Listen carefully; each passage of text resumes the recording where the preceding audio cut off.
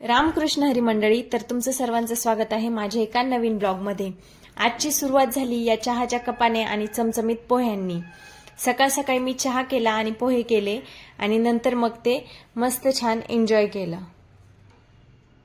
तर मंडळी, खूप साऱ्या कमेंट्स असतात माझ्या या कुरळ्या केसांसाठी नॅचरल आहेत की पार्लरमध्ये केलेत।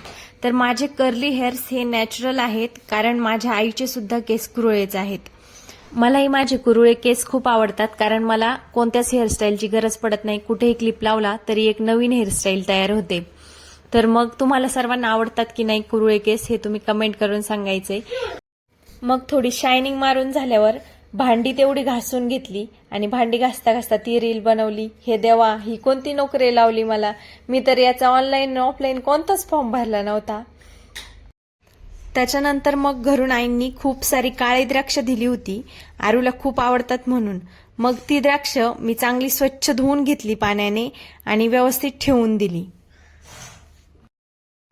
त्यानंतर मी शेजारच्या काकूंकडे गेले आणि काय सांगू, त्यांचे 2 लव्ह बर्ड्स पाहता क्षणी कोणीही त्यांच्या प्रेमात पडेल असे आहेत। काकूंनी माझ्या हातावर त्यांना खायला दिलं आणि म्हटल्या बोलव त्यांना बाहेर, आणि काय गंमतच झाली। खरंच पहिल्यांदा मिठू बाहेर आला आणि त्याच्यानंतर स्वीटू सुद्धा त्याच्या पाठीमागे आली। त्या काकूंना पण नवलच वाटलं, कारण त्यांच्या घरातल्या काही माणसांकडे ते लव्ह बर्ड्स पटकन जात नाहीत, पण माझ्या हातावर पटकन आले। त्यानंतर आरूची शाळा लवकर सुटणार होती, मग त्याला घेऊन आले घरी, आणि घरी आल्यानंतर त्याचा लगेच काहीतरी उद्योग सुरू होतो। घेतलं त्याने खरबूज आणि केली कापायला सुरुवात। मी त्याला सांगितलं हाताला लागेल चाकू, पण त्याने अर्ध कापूनच दिलं माझ्याकडे। मग मी त्याला नीट फोडी करून दिल्या आणि मग त्याने खाल्लं। त्यानंतर आरूने मोबाईलमध्ये पाहिलं की मी त्या लव्ह बर्ड्सला माझ्या हातात घेतलं होतं। त्याने हट्ट केला की मला पण त्यांना हातात घ्यायचंय। मग आम्ही परत गेलो त्या लव्ह बर्ड्सकडे। लहान मुलं त्यांना सतावतात म्हणून लहान मुलांना घाबरतात ते पोपट।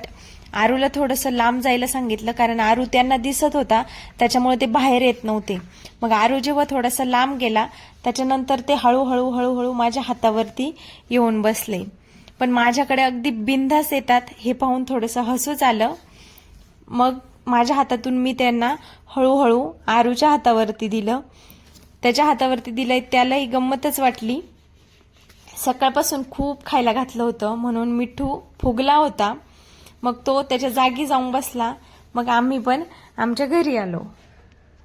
आमचे हे आज किचनमध्ये दिसतंय, म्हणजे समजून जायचं आज काहीतरी चमचमीत बेत आहे। यांनी खूप छान सुक्क मटण आणि रस्सा बनवलेला होता। बघता क्षणी तोंडाला पाणी सुटेल असंच ते चिकन बनवतात। आणि मग त्यांनी चिकन बनवलं, रस्साही बनवला। मग मी बनवली बाजरीची भाकर, आणि ती पण सोलापूर स्टाईलने एकदम कडक कडक। असा होता आजचा माझा दिवस। भेटूया पुन्हा एका नवीन ब्लॉगमध्ये, तोपर्यंत स्टे ट्यून मंडळी।